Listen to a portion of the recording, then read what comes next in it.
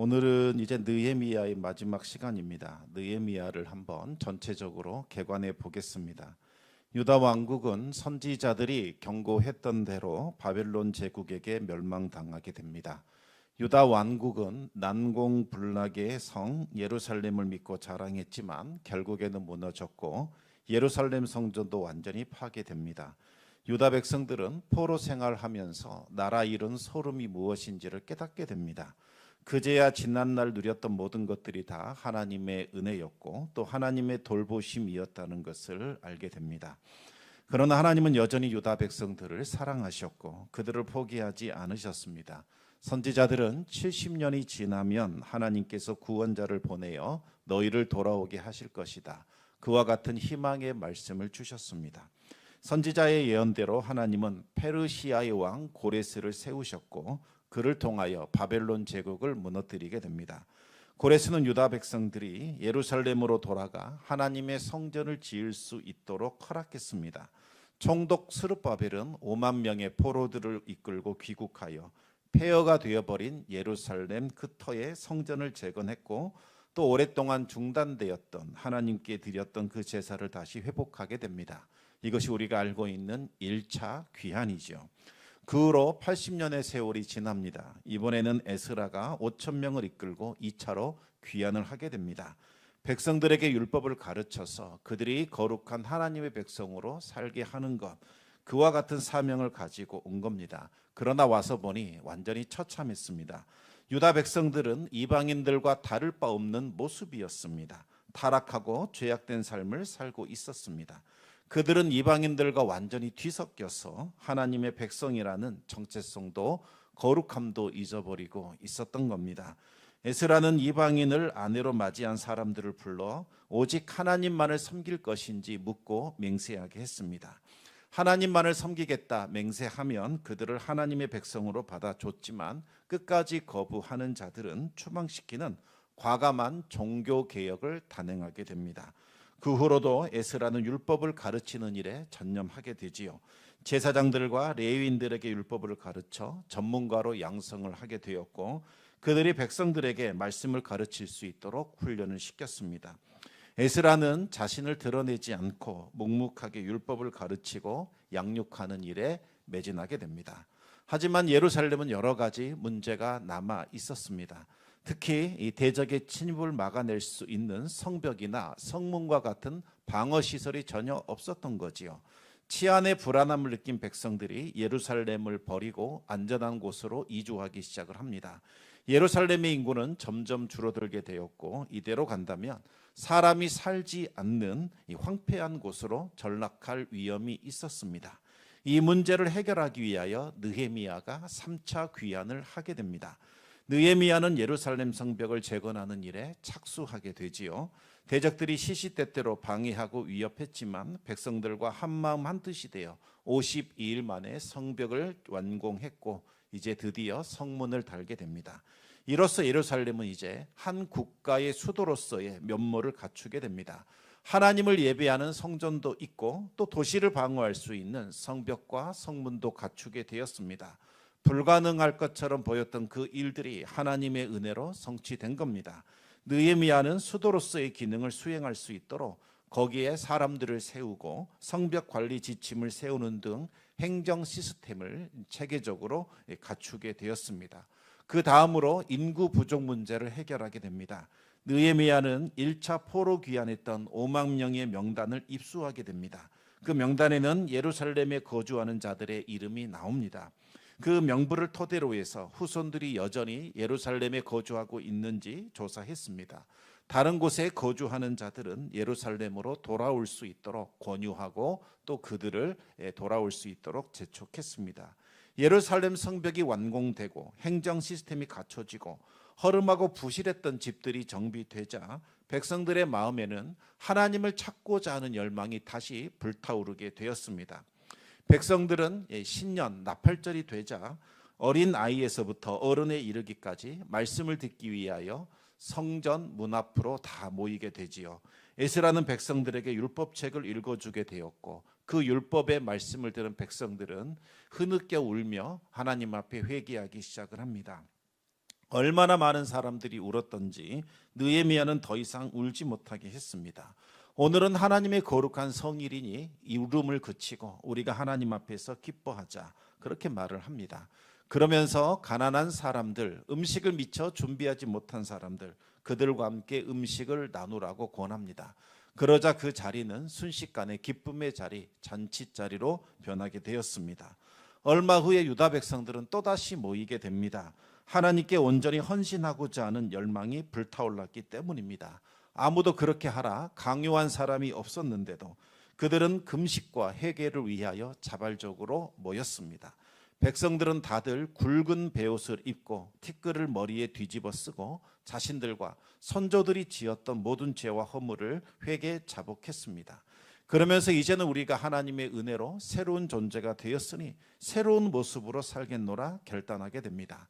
그들은 선조들이 시인의 산에서 맺었던 그 하나님과의 언약을 우리가 다시 갱신하겠다 다짐합니다. 이제는 우리들이 그 언약의 당사자가 되어서 하나님의 거룩한 백성으로 살겠습니다. 맹세했습니다. 그리고 그 내용을 문서에 기록한 후에 각자가 사인하여 도장을 찍고 임봉하게 됩니다. 이로써 느헤미야는 자신이 해야 할 모든 사명과 임무를 다 마치게 됩니다. 느헤미야는 12년에 걸친 총독의 임무를 완수했으니 이전에 페르시아의 왕과 맺은 약속을 지키기 위하여 다시 페르시아로 돌아가게 됩니다. 느헤미야가 없는 유다 백성들, 어떤 모습이었을까요? 정말 그들이 하나님 앞에서 맹세했던 대로 하나님의 신실한 백성으로 여전히 지내고 있었을까요? 오늘 본문은 그에 관한 이야기를 다루고 있습니다. 느헤미야가 없는 동안 예루살렘의 영적인 분위기와 상황은 어떠했을까요? 안타깝게도 완전히 바뀌어져 있었습니다. 느헤미야 13장 6절과 7절 말씀 우리 같이 읽어보겠습니다. 그때에는 내가 예루살렘에 있지 아니하였느니라.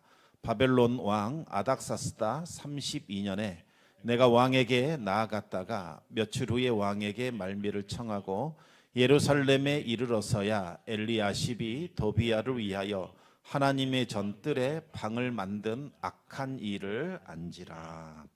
느헤미야가 유다 땅에 총독으로 부임한 때가 아닥사스다라는 페르시아의 왕이 통치하던 20년 되던 시기였습니다.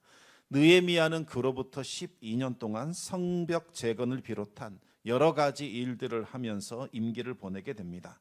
그동안 느헤미야는 총독으로서 받아야 할 이 복록을 받지 않고 자비량으로 일하게 되지요.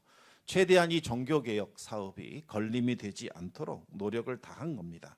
이제 총독의 임무를 완수한 느헤미야는 왕과 맺은 약속을 지키고자 다시 페르시아로 가게 되지요.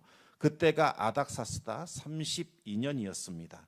20년의 유다 땅으로 와서 32년에 돌아갔으니 12년간 총독으로 일을 한 겁니다. 페르시아에 돌아간 느헤미야는 며칠 후에 왕의 허락을 얻어서 다시 예루살렘으로 돌아오게 됩니다. 6절 보시면 며칠 후에 말미를 청하고 예루살렘으로 왔다 이렇게 나오는데 과연 이 며칠이 얼마 정도의 시간이었을까 궁금증이 생깁니다. 어떤 사람은 한 1년 내지 2년 정도 페르시아에 머물렀다가 왕에게 허락을 구하고 다시 돌아왔다 이렇게 해석을 합니다. 어떤 사람은 1년, 2년은 좀 짧고 한 10년 정도 있었다가 다시 예루살렘에 돌아왔을 것이다 주장을 합니다. 어떤 것이 진실한 것인지는 알 수 없습니다. 하지만 생각만큼 그리 긴 시간 페르시아에 머물렀던 것은 아닙니다. 그런데 느헤미야가 자리를 비운 그 시간에 유다 땅에는 정말 많은 일들이 벌어지게 됩니다. 먼저 느헤미야가 페르시아로 떠나가기 직전까지 정말 심혈을 기울였던 일이 있었습니다. 무엇이었을까요? 그 내용이 오늘 본문 1절에서 3절까지 나오는데 우리 느헤미야 13장 1절에서 3절까지 말씀을 한번 읽어보겠습니다.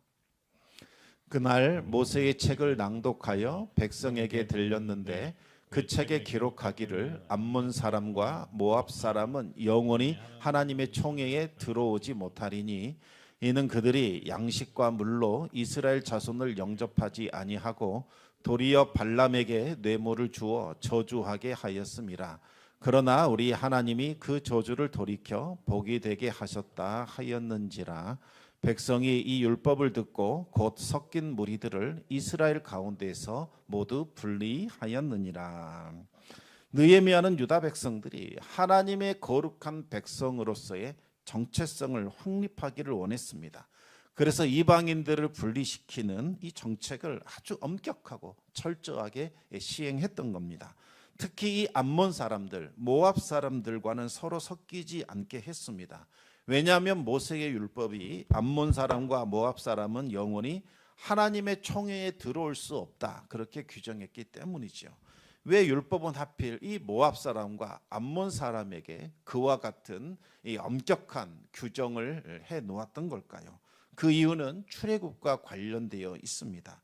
원래 모압과 암몬은 이스라엘 자손들과는 이 형제지간이라고 볼 수 있습니다. 아시다시피 모압과 암몬이 누구의 후손입니까? 바로 아브라함의 조카였던 이 롯의 자손들입니다. 그렇다면 이스라엘 민족이 애굽에서 그 힘들고 어려운 노예 생활을 마치고 가나안 땅으로 입성한다는 소식을 들었을 때에 두 손 들고 환영하며 기뻐해야 할 사람들, 이들이 바로 모압 자손과 암몬 자손들이어야만 했습니다.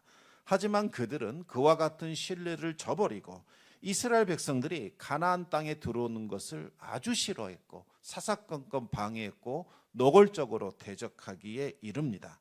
특히 모압 왕 발락은 저 멀리에 살고 있는 주술사 발람에게 엄청난 돈을 주고 데려와서 이스라엘 백성 좀 저주해라, 그와 같은 사주를 하게 됩니다. 하나님은 주술사 발람이 이스라엘 백성들을 감히 저주할 수 없도록 만들어 버리셨고 오히려 그의 입을 열어 이스라엘 백성들을 축복하게 만드셨습니다. 그런데 이 주술사 발람은 이 발락이 제시하는 그 엄청난 돈의 유혹을 뿌리칠 수가 없었습니다. 비록 이스라엘을 저주할 수는 없지만 어떻게 하면 이들을 멸망시킬 수 있는지 그 방법은 잘 알고 있었습니다. 그는 모압의 왕 발락에게 계략 하나를 알려줍니다. 아름다운 모압 여인들 그리고 미디안의 음란한 그 여사제들을 은밀하게 이스라엘 남자들과 만나게 하라, 접근시켜서 성적으로 유혹을 하라고 그렇게 가르쳤습니다. 그러면 광야에서 아름다운 여인들을 본 적 없는 이스라엘 남자들은 그녀들에게 이끌려 우상 숭배로 들어오게 될 것이요 음행과 성적인 타락으로 이끌리게 될 것이다.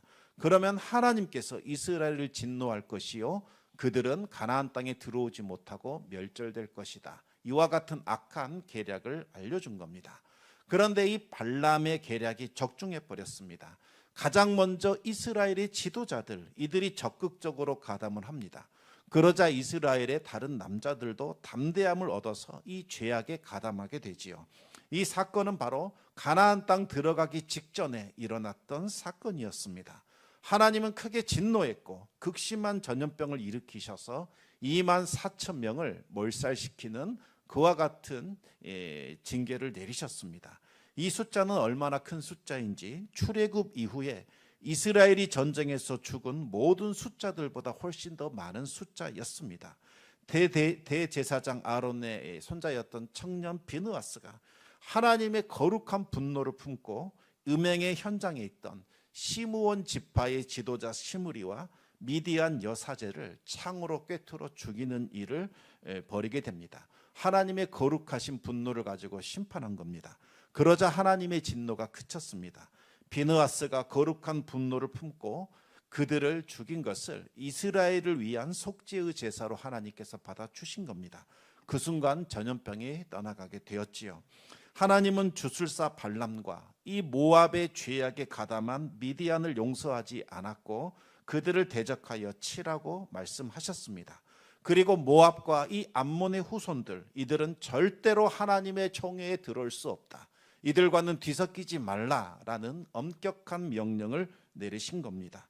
그 후로도 이 율법을 계속해서 지켜야 하는데 이 율법이 지켜지지 않았던 겁니다. 느헤미야는 모세의 율법을 따라 이 섞인 무리들을 유다 백성들과 어울리지 못하도록 철저히 분리시켰고 거룩한 정체성을 지키게 했던 겁니다. 그런데 느헤미야가 추방시켰던 이 섞인 무리들은 단순히 혈통이 다른 민족들을 말하는 것이 아닙니다. 피부색이 다르고 혈통이 다르다고 해서 그들을 쫓아내거나 추방시킨 것이 아니라는 겁니다. 하나님을 섬길 마음이 전혀 없음에도 불구하고 오로지 유다 백성들과 불법적인 이 결혼을 통해서 이득을 얻으려고 하거나 뭔가 좀 영향력을 행사하려고 하는 사람들, 유다 백성들에게 우상 숭배와 악한 죄악과 문화를 이끌어 내려는 사람들, 그들을 말하는 거지요. 이들은 유다 백성들이 섬기는 하나님을 믿고 따르고 싶어서 이들과 결혼한 것이 아니었습니다. 이들의 믿음을 파괴하고 무너뜨리기 위하여 결혼을 한 겁니다.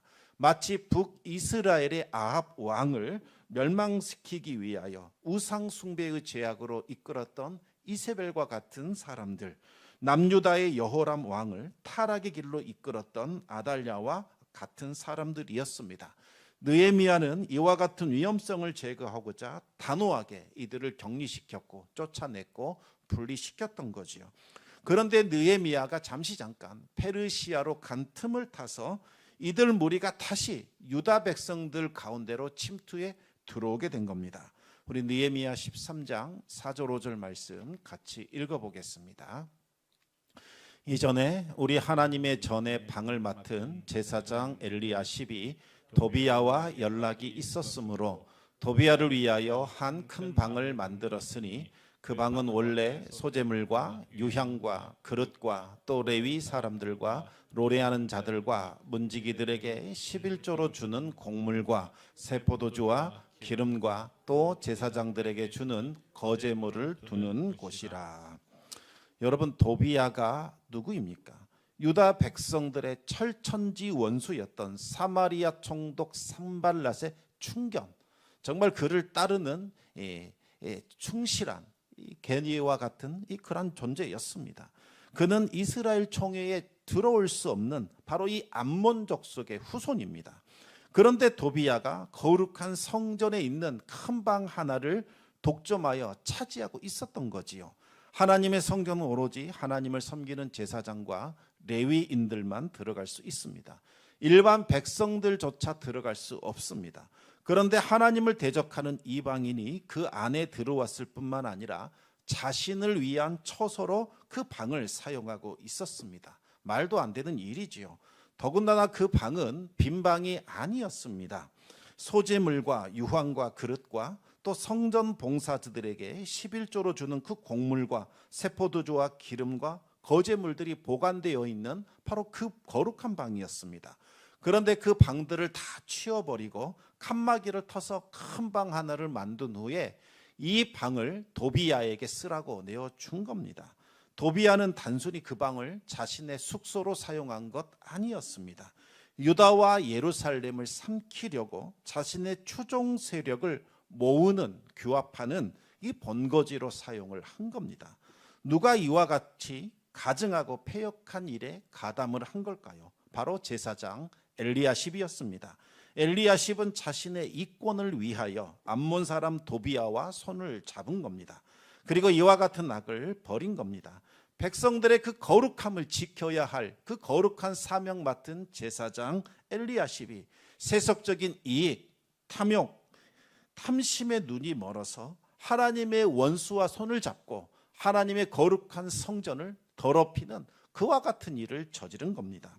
느헤미야는 예루살렘에 귀환하자마자 도비야의 모든 세간을 방 밖으로 다 내어 던져버렸고 그 방을 청결하게 만들었습니다.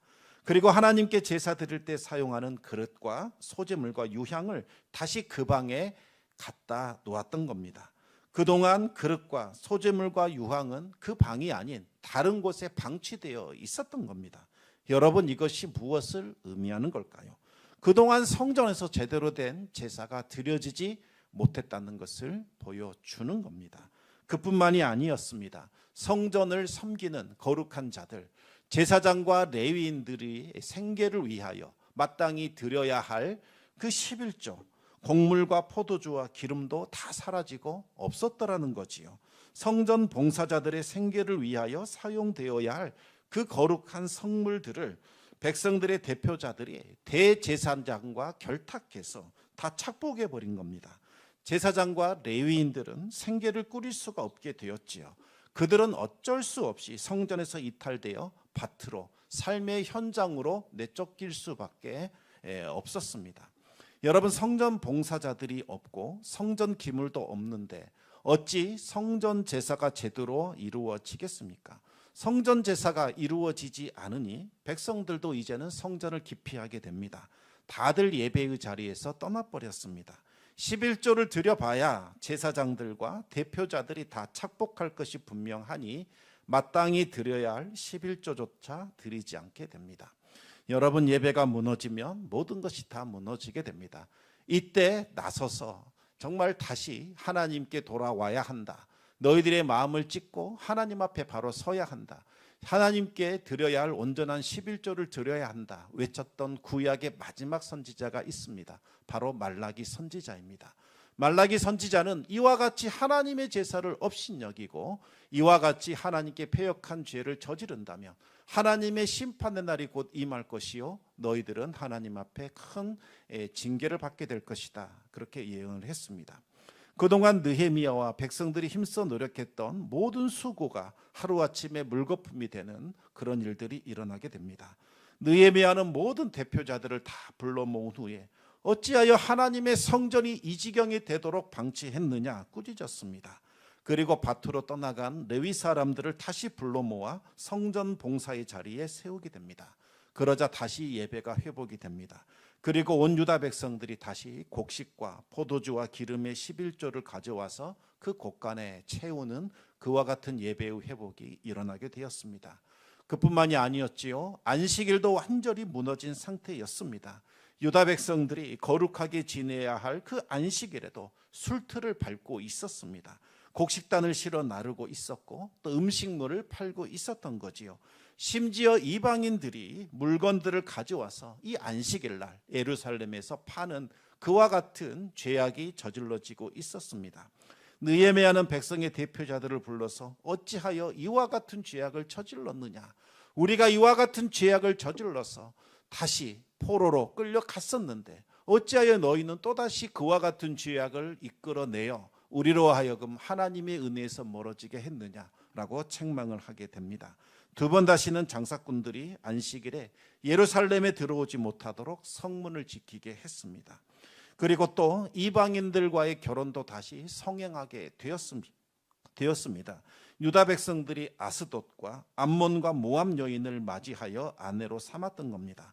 문제는 그들의 자녀들이 이방 나라의 말은 잘 하는데 정작 유다의 말은 하나도 하지 못하더라는 겁니다. 여러분, 유대 말을 하지 못한다는 것은 단순히 고국의 말을 못한다 그런 의미가 아닙니다. 율법을 알지 못한다는 이야기요, 제사를 드리지 못한다는 것을 뜻합니다. 여러분, 말씀도 알지 못하고 하나님께 드리는 예배도 드리지 못하는데 더 이상 어찌 하나님의 백성이라고 할 수 있겠습니까? 느헤미야는 그들을 잡아다가 때리고 머리털을 뽑고 꾸짖었습니다. 두 번 다시 너희 자녀들을 이방인들과 결혼시키지 않겠다라는 맹세를 하도록 시켰습니다. 더욱더 충격적인 사건이 있었습니다. 대제사장의 자손이 유대 민족의 철천지 원수인 사마리아 총독 산발랏의 딸과 결혼을 한 겁니다. 사마리아 총독 가문과 사돈 관계를 맺은 겁니다. 어찌하여 대제사장이 이와 같은 일을 저질렀을까요? 세상적인 지위와 영향력을 얻기 위하여 이와 같은 짓을 벌인 겁니다. 대제사장 가문이 세상을 사랑하여 하나님을 버렸고 돈과 권력과 세속을 선택한 겁니다. 느헤미야는 즉시 그를 추방시켜 버렸습니다. 12년간 정말 목숨을 걸고 종교개혁을 완수했는데 이와 같은 처참한 광경을 본 느헤미야는 얼마나 허탈하고 얼마나 기가 막혔습니까? 힘이 빠져 주저앉았을지도 모르겠습니다. 내가 여태껏 무슨 짓을 했나? 과연 이들에게 소망이 있는 걸까? 진정한 변화라는 것이 일어날 수 있을까? 사람을 보고 상황을 바라보면 이와 같은 탄식이 나오게 되어 있습니다. 시험이 들고 낭망하게 됩니다. 지쳐서 일어날 수 없지요. 하지만 우리의 소망은 오직 하나님께 있습니다. 사람이나 환경에 있는 것 아닙니다. 오직 하나님을 바라보고 하나님을 의지해야 우리는 낭망하지 않고 끝까지 우리의 믿음을 지켜낼 수 있습니다. 느헤미야는 사람을 바라보지 않았고 오로지 하나님 한 분만을 바라봤습니다. 느헤미야는 모든 것을 하나님께 의탁했습니다. 느헤미야의 마지막 기도가 31절 하반절에 나오고 있습니다. 이렇게 그는 기도했습니다. 내 하나님이여 나를 기억하사 복을 주옵소서. 느헤미야는 유다 민족의 개혁을 위하여 자신의 모든 것을 다 바쳤습니다. 그리고 성공한 것처럼 보였습니다. 하지만 잠시 예루살렘을 떠난 사이에 또다시 원래대로 돌아가 버렸습니다. 포기하고 싶고 그만하고 싶었겠지만 이대로 주저앉을 수는 없었습니다. 하나님께서 이스라엘을 포기하지 않으셨으니 우리도 포기할 수 없는 거지요. 하나님이 이제 됐다 그만하라 말씀하지 않으셨으니 또다시 우리는 개혁을 해야 하는 겁니다. 매일 개혁하지 않으면 원상태로 돌아가게 되는 겁니다. 깨끗한 화단도 며칠만 방치해 보시기 바랍니다. 잡초가 무성해질 뿐입니다. 완전한 개혁은 우리 주 예수 그리스도께서 이 땅에 다시 오셔서 악을 심판하시고 제거하실 때에 그때에 이루어지는 거지요. 그 전까지 우리 인간은 날마다 타락하고 악을 저지르게 됩니다. 한 번의 개혁으로 완전히 바뀔 수 있다면 얼마나 좋겠습니까? 그러나 그런 일은 없습니다. 날마다 우리는 깨어 있어야 하고 자신을 쳐서 복종시키는 그와 같은 영적 전쟁을 수행해야 하는 겁니다. 바울도 그랬습니다. 우리 빌립보서 3장 12절 말씀을 같이 읽어보겠습니다. 내가 이미 얻었다 함도 아니요 온전히 이루었다 함도 아니라 오직 내가 그리스도 예수께 잡힌 바 된 그것을 잡으려고 달려가노라. 아멘. 바울 정도면 그 정도 영성이면 노력하지 않아도 저절로 믿음의 삶을 살지 않았을까? 그렇지 않았다는 겁니다. 바울도 날마다 뜀박질하는 다름박질하는 인생을 살았습니다. 그렇지 않으면 넘어지기 때문이죠. 어제까지 내가 거룩한 삶을 살아왔다 할지라도 그것 때문에 오늘의 내 삶이 저절로 거룩해지는 것 아닙니다. 오늘 또다시 나를 쳐서 하나님께 복종시켜야 합니다. 오늘도 잠을 깨워 새벽을 깨워 하나님 앞에 무릎 꿇어 기도해야 하는 거지요. 그리고 계속해서 우리를 세상으로 이끌어가는 이 심령을 다시 부여잡고 하나님께로 돌이키는 자기 부인의 삶을 살아야 하는 겁니다. 오늘 또다시 나를 쳐서 하나님께로 복종시켜야 합니다. 신랑을 기다리는 신부처럼 자기 자신을 정결하게 해야 합니다. 개혁은 계속해서 이루어져야 하는 겁니다. 주님 다시 오시는 그날까지 우리는 우리 자신을 개혁하고 다시 깨어 기도하고 날마다 몸부림치며 믿음의 씨름을 그치지 않고 전진해야 합니다. 우리 주님 다시 오실 때까지 우리에게 주어진 이 믿음의 길, 진리의 길, 의의 길, 순례의 길을 걸어가야 합니다. 그와 같은 믿음의 순례자 되시기를 우리 주님의 이름으로 축원합니다. 이 시간 그와 같은 마음을 담아서 우리 복음성가 한 곡 불러보겠습니다. 주님 다시 오실 때까지 나는 우리에게 주어진 이 길을 걸어가리라. 그와 같은 결단을 하시면서 이 찬송 같이 부르시겠습니다.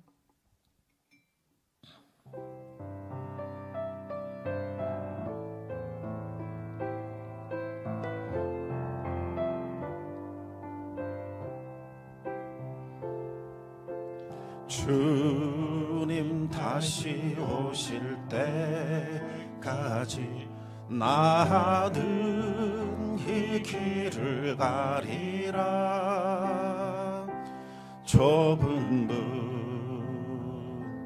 좁은 길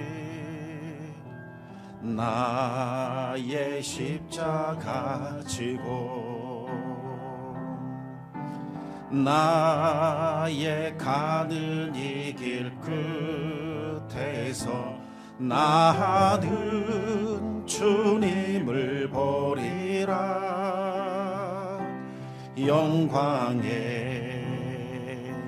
내 주님 나를 맞아주시리. 주님 다시 오실 때까지